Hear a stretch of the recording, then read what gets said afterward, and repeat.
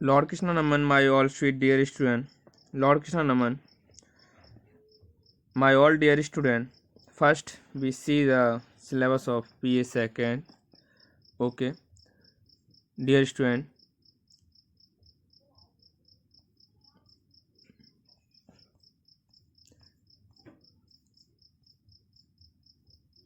The syllabus is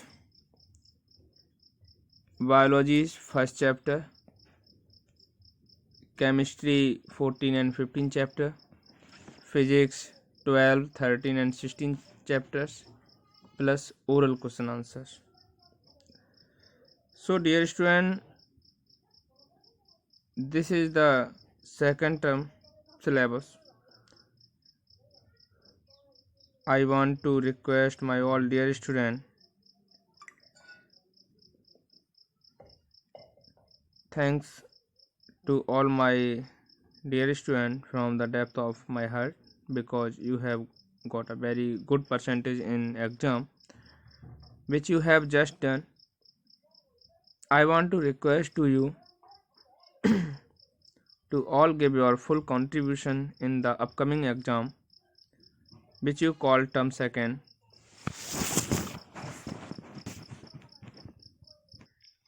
Dear student, cell, the structural and functional unit of life. The structural and functional unit of life मतलब हमारे जीवन की जो संरचनात्मक और क्रियात्मक इकाई है। संरचनात्मक मीन्स जो संरचना बनाए, जो स्ट्रक्चर बनाए। जैसे कि आप जानते हैं कि किसी भवन के निर्माण में जो ब्रिक्स है, वही ब्रिक्स उस पूरे के पूरे भवन की बिल्डिंग को स्ट्रक्चर देता है। आप उसी ब्रिक्स की हेल्प से एक मंदिर बना सकते हैं, स्कूल्स, विद्यालय या फिर कोई भवन बना सकते हैं, कोई रेस्टोरेंट बना सकते हैं। मतलब आपको बनाना कुछ भी है, लेकिन ब्रिक्स जो है वो कंपलसरी है। वैसे ही अगर हम सजीवों की बात करें तो चाहे वो प्लांट्स हों, चाहे वो एनिमल्स हों, वो कहीं ना कहीं सेल से बने होते हैं।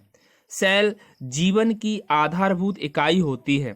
सेल जीवन की आधारभूत इकाई होती है और यह जीवन जो कि हमें प्राप्त हुआ है या पौधे को प्राप्त हुआ है, एक सिंगल सेल से स्टार्ट होता है।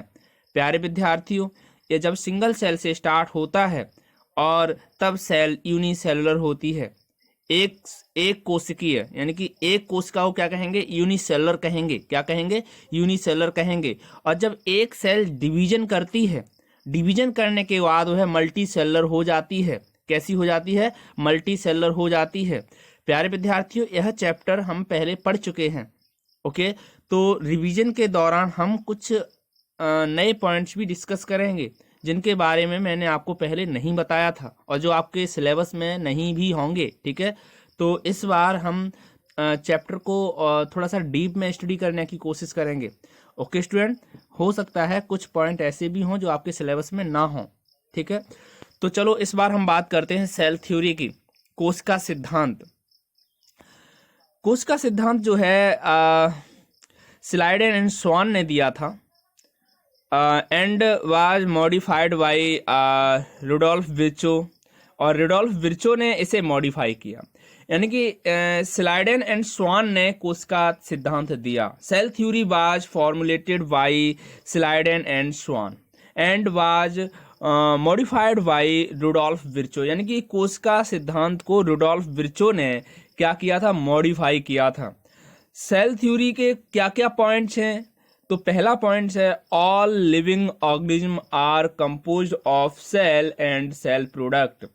सभी सजीव सेल से बने होंगे या सेल के उत्पादों से बने होंगे। पहला पॉइंट क्या है? सभी सजीव सेल से बने होंगे या सेल से के उत्पादों से बने होंगे।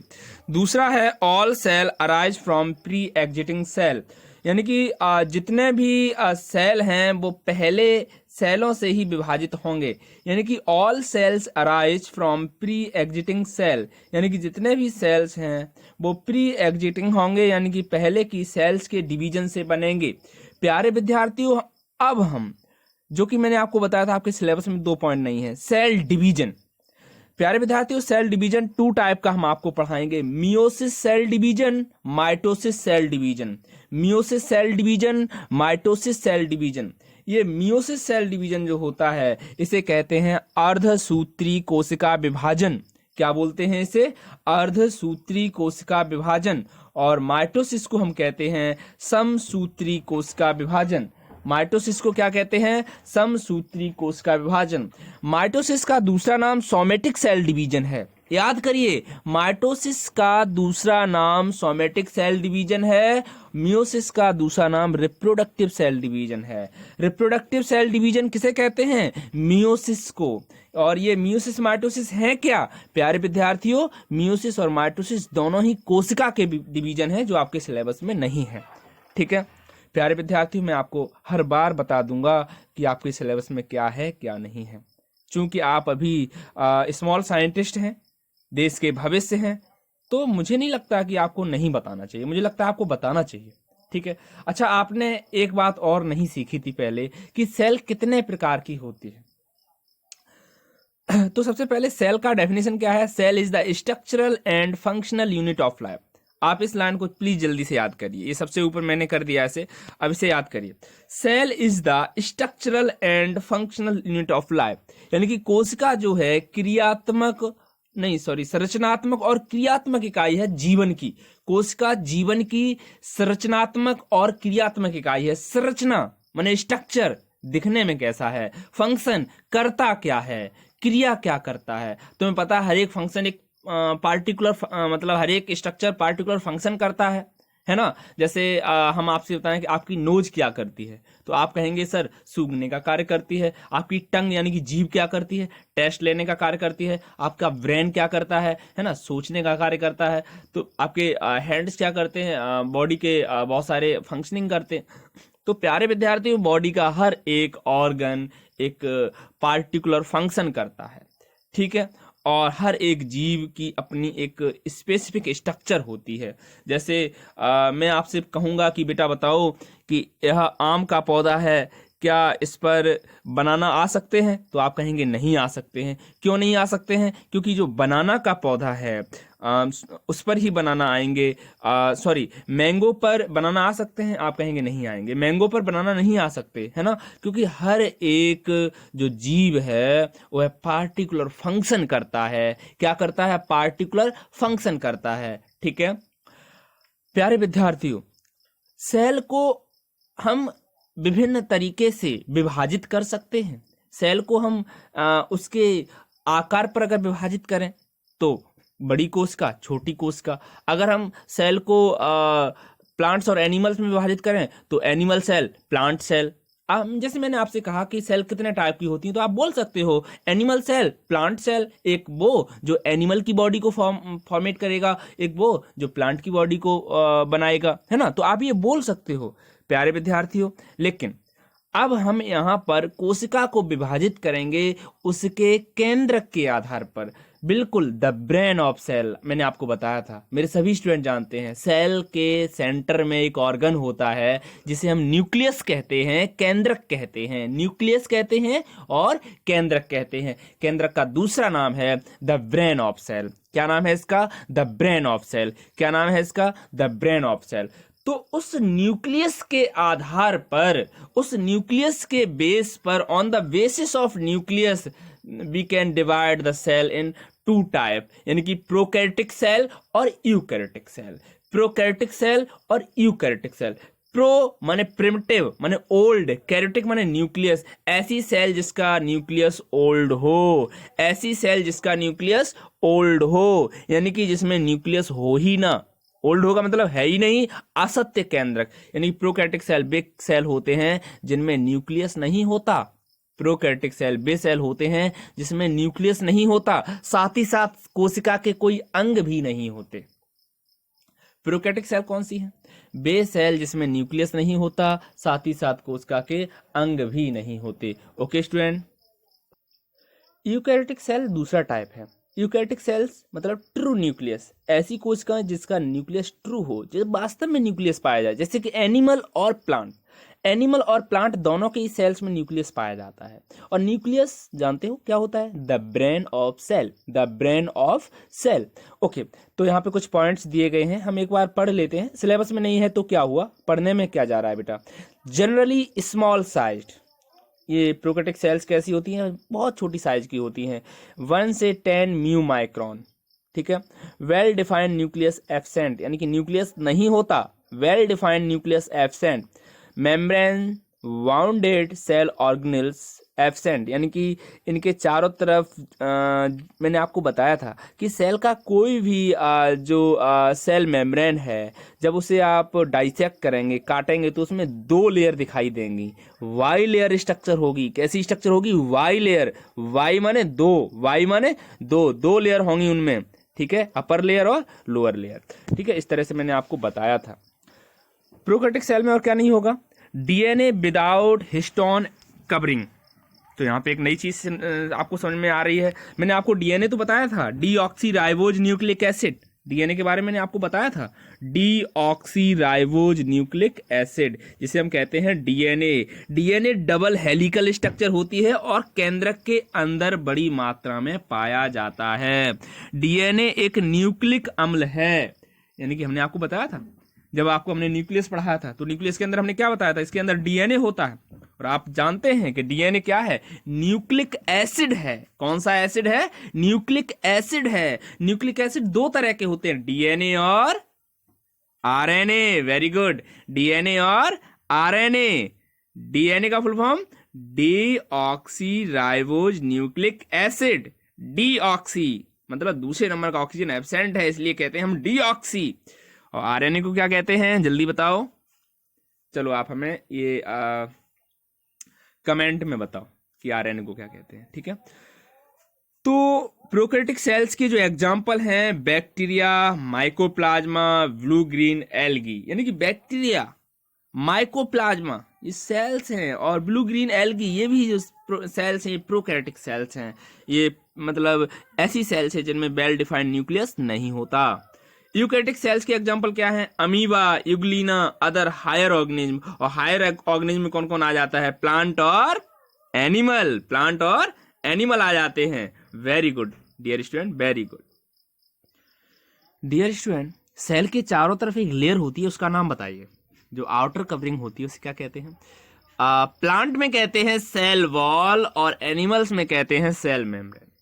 ठीक है, तो इनका फंक्शन क्या है? सेल वाज फॉर्मेशन, यानी कि सेल का जो फॉर्मेशन होता है, DNA replication and distribution to daughter cells. यानी कि जब डीएनए रेप्लिकेट होगा, अब यहाँ पर डीएनए से डीएनए बनने को क्या कहते हैं? रेप्लिकेशन। और ये जो डीएनए से डीएनए बना है भाई, जब ये सेल विभाजित होगी, डिवाइड होगी, 1 से 2 सेल बनेंगी, तो यही डीएनए तो जाएगा भाई। जो डॉटर सेल में डीएनए जाएगा वो पेरेंट सेल से ही जाएगा, है ना। तो और क्या फंक्शन है? Respiration, secretion process to increase surface area of plasma membrane and enzyme contents. Cell में फ्लैजिला पाया जाता है, तो फ्लैजिला क्या करता है? एक्सटेंशन ऑफ सेल वॉल क्या करता है? प्यारे विद्यार्थियों, न्यूक्लियस के अंदर जेनेटिक मटेरियल होता है ना, जिसे हम न्यूक्लिक एसिड कहते हैं। आपको पता है डीएनए को हेरिडिटरी मटेरियल क्यों कहते हैं? अच्छा, आप एक बात बताइए, आपके बाल काले क्यों हैं? आप अंग्रेजों की तरह मतलब ब्राउन कलर के हेयर वाले क्यों नहीं हो? क्योंकि आपके मॉम डैड से जो आपको जेनेटिक मटेरियल मिला है, वह यह कोड करता है, यह शो करता है, ऐसे जीन को प्रकट करता है कि आपके बाल कैसे होने चाहिए? ब्लैक होने चाहिए। ठीक है, तो जेनेटिक मटेरियल क्या होता है? It is not covered by nuclear envelope. Genetic material जो होता है अगर न्यूक्लियर इनवलप से कवर्ड नहीं होता, यानी कि न्यूक्लियस के चारों तरफ से जो न्यूक्लियर मेम्ब्रेन है उससे इनवलप नहीं होता, in addition to the genomic DNA, the single chromosome, circular DNA, many bacteria have small circular self-replicable double-stranded DNA which is called plasmid. Plasmid contains genetic like antibiotic resistance. तो ये जो genetic material की बात की गई है, यह की गई है बैक्टीरिया के जेनेटिक मटेरियल की, क्योंकि आपको मैंने बताया था कि बैक्टीरिया के अंदर जो डीएनए होता है वो सर्कुलर डीएनए होता है, बिल्कुल राउंड शेप में होता है, गोल होता है और बहुत ज़्यादा हाईली एक्टिव होता है। आपको पता है एक दिन में बैक्टीरिया अपनी हजारों लाखों कॉपी बना सकता है ना? क्या कोई ह्यूमन इतनी जल्दी रेप्लिकेशन कर सकता है? नहीं कर सकता है ना? हमें भी मतलब पता है कि किसी भी बेबी का बॉर्न होने में कम से कम 9 मंथ का टाइम लगता है, लेकिन बैक्टीरिया में ऐसा नहीं है। बैक्टीरिया इतनी जल्दी मतलब अपने आप को ग्रो कर सकता है, ठीक है, तो क्योंकि उसका जेनेटिक मटेरियल कैसा है, बहुत ज़्यादा एक्टिव है। अब आपको पता है डीएनए जीन के मिलने से बनता है और जीन ही कोड करता है आपके बालों का कलर, आपकी आंखों का कलर, आपकी स्किन का कलर, आपकी लंबाई, है ना, ये सब जीन में ही कोडेड होती है ना। सेल मेम्ब्रेन की अगर हम बात करें तो Singer and Nicolson 1972 was fluid mosaic model. Singer और निकोलसन ने 1972 में फ्लड मोजाइक मॉडल दिया। मेरे प्यारे विद्यार्थियों, आप हमें एक बात बताइए, सेल को आप कैसे काटोगे? जब सेल दिखाई ही नहीं देता है तो क्या उसे चाकू से काटोगे या ब्लेड से काटोगे? है ना तो आप चाकू से काटेंगे, ना ही आप ब्लेड से काटेंगे। सेल को आप एंजाइम्स की हेल्प से काटेंगे, लाइसिस एंजाइम्स। किसकी, कौन सा एंजाइम? लाइसिस एंजाइम की हेल्प से काटेंगे और जोड़ने का कार्य आप लाइगेज एंजाइम की हेल्प से करेंगे। यानी कि एंजाइम्स ही सेल को डाइसेक्ट करने में हेल्प करेंगे। सेल को दो तरह से काटना मैंने आपको सिखाया है। अगर लंबवत काट रहे हैं तो उसे कहेंगे लॉन्गिट्यूडनल सेक्शन, लॉन्गिट्यूडनल सेक्शन, और यदि क्षैतिज काट रहे हैं तो उसे कहेंगे ट्रांसवर्स सेक्शन। क्या कहेंगे हम? Transverse section. प्यारे विद्यार्थियों, हम थोड़ा सा डीप में आपको इसलिए पढ़ा रहे हैं कि पहले आप यह चैप्टर पढ़ चुके हैं और मेरे सभी स्टूडेंट को गहराई से पहले से ये चैप्टर याद है, ठीक है। तो अब हम बात कर रहे हैं कोशिका झिल्ली यानी कि सेल मेम्ब्रेन की, जो कोशिका को चारों तरफ से कवर करता है, जो प्लांट एनिमल सेल्स में और प्लांट सेल्स में भी पाया जाता है।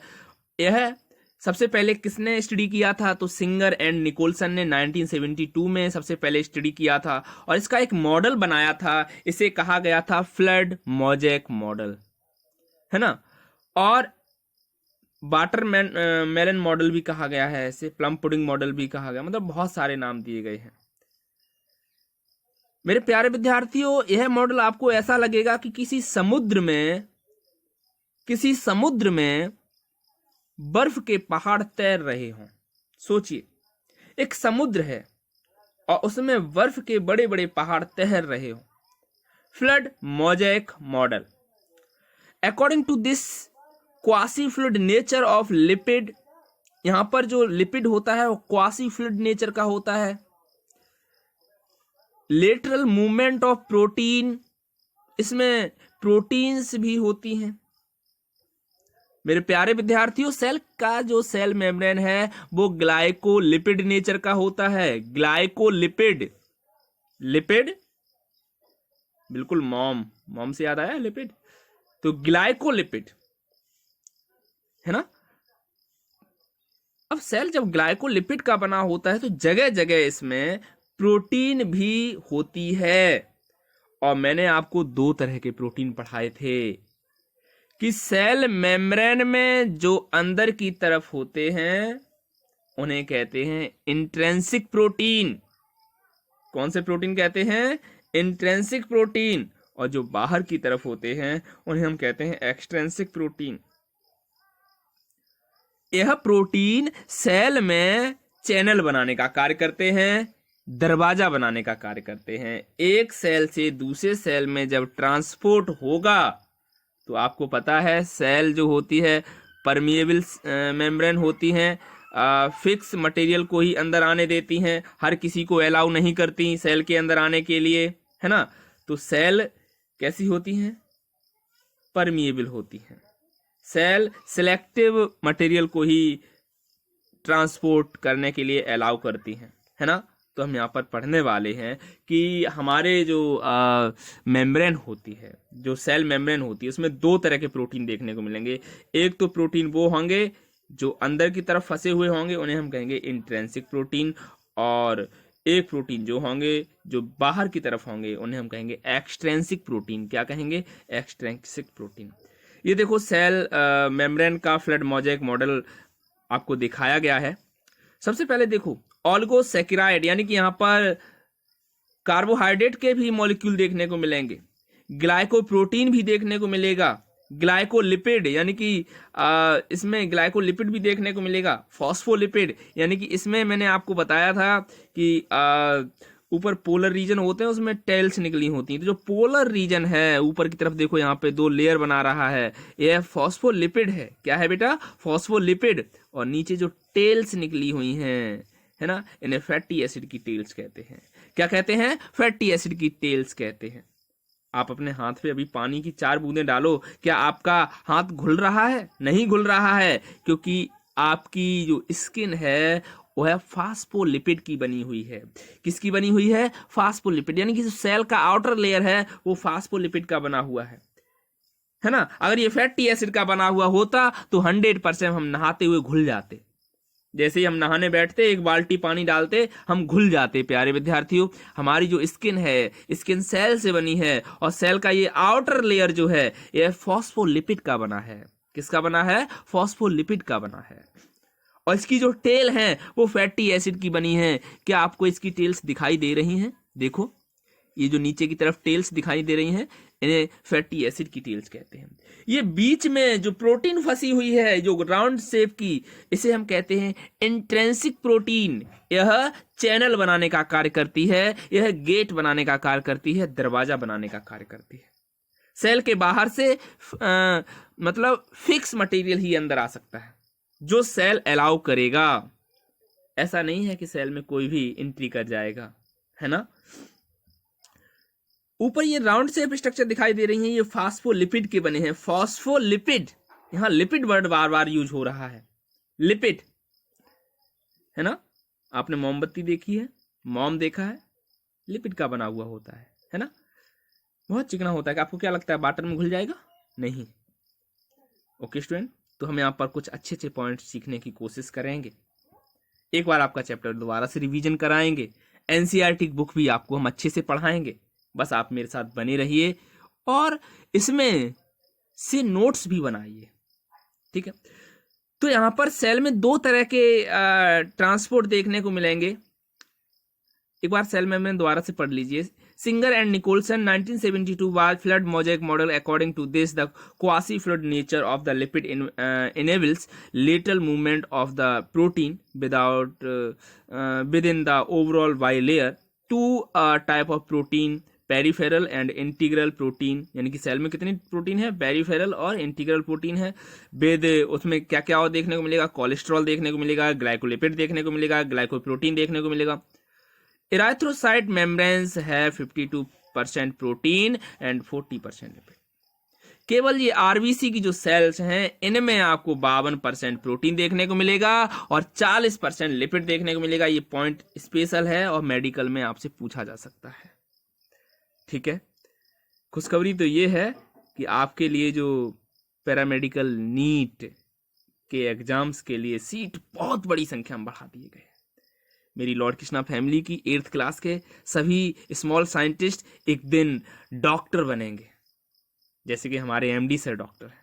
आप भी हमारे एमडी सर की तरह क्षेत्र में अपना नाम रोशन करेंगे। तो बस आप लगे रहिए, सरकार भी आपकी हेल्प कर रही है, सीट खूब बढ़ाई जा रही है आपके लिए, है ना। तो सेल मेम्ब्रेन में 2 तरह का ट्रांसपोर्ट देखने को मिलेगा आपको, पैसिव ट्रांसपोर्ट और एक्टिव ट्रांसपोर्ट। ओके स्टूडेंट,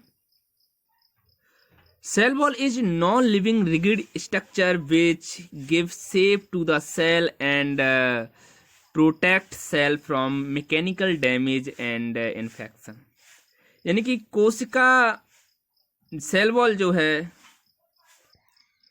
प्यारे विद्यार्थियों, सेल डिवीजन जो है सिंगल सेल से लेकर और मल्टीपल सेल तक बनते रहते हैं। इसमें हमारी शुरुआत भी जब हम मॉम के प्लेसेंटा के अंदर थे, सिंगल सेल में थे, जायगोट के फॉर्म में थे। आपको यहाँ पर सेल डिवाइड होते हुए दिखाई दे रहे हैं। सेल के अंदर ये जो डार्क रीजन दिखाई, कोई भी एक सेल हमेशा 2 सेल से डिवाइड हो जाता है। अब ये देखो सेल का आपको न्यूक्लियस दिखाई दिया जा रहा है आपको। यहाँ पर आपको क्या देखने को मिल रहा है कि यहाँ पर जो डीएनए है वो कहीं ना कहीं फोल्ड होकर क्रोमोजोम बना रहा है। क्रोमोजोम माने गुणसूत्र, यानी कि ये सारा का सारा प्रोसेस आपके केंद्रक के अंदर है। कहाँ पर है? केंद्रक के अंदर, न्यूक्लियस के अंदर।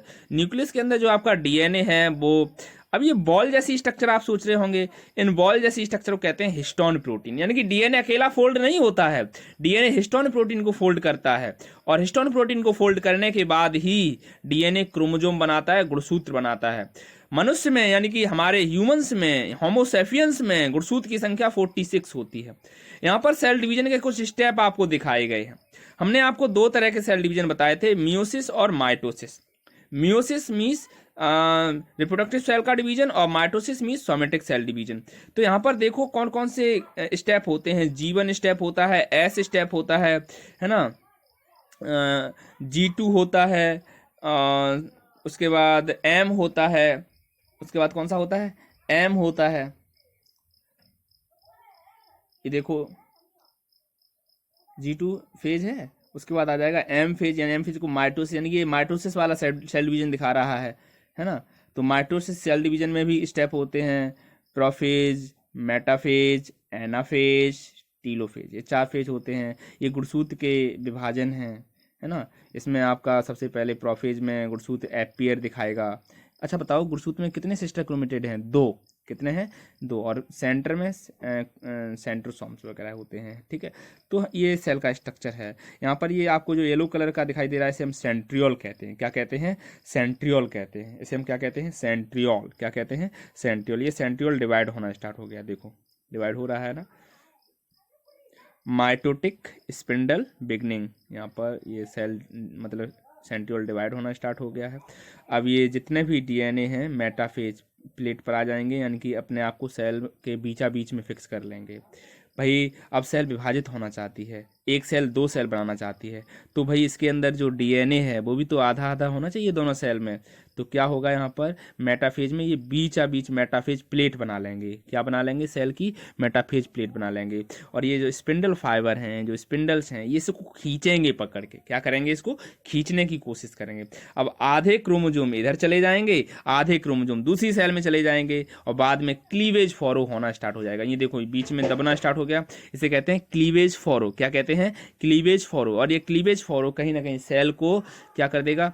कॉन्ट्रैक्टाइल रिंग बनेगी और सेल को डिवाइड कर देगा। भाई हमें एक सेल से 2 सेल बनना सीखना है, और ये बाद में कैसे होंगे जाएंगे? डिसअपियर हो जाएंगे, और ये न्यूक्लियस बना लेंगे। क्या बना लेंगे? न्यूक्लियस बना लेंगे। प्यारे विद्यार्थियों, जैसे ही न्यूक्लियस बनेगा ये दोनों सेल पूरी तरह से डिवाइड हो जाएंगी। उसके बाद ये साइटोकाइनेसिस प्रोसेस होगा, और साइटोकाइनेसिस प्रोसेस में क्या होता है आप पहले से ही जानते हैं कि सेल का साइटोप्लाज्म पूरी तरह से डिवाइड हो जाता है।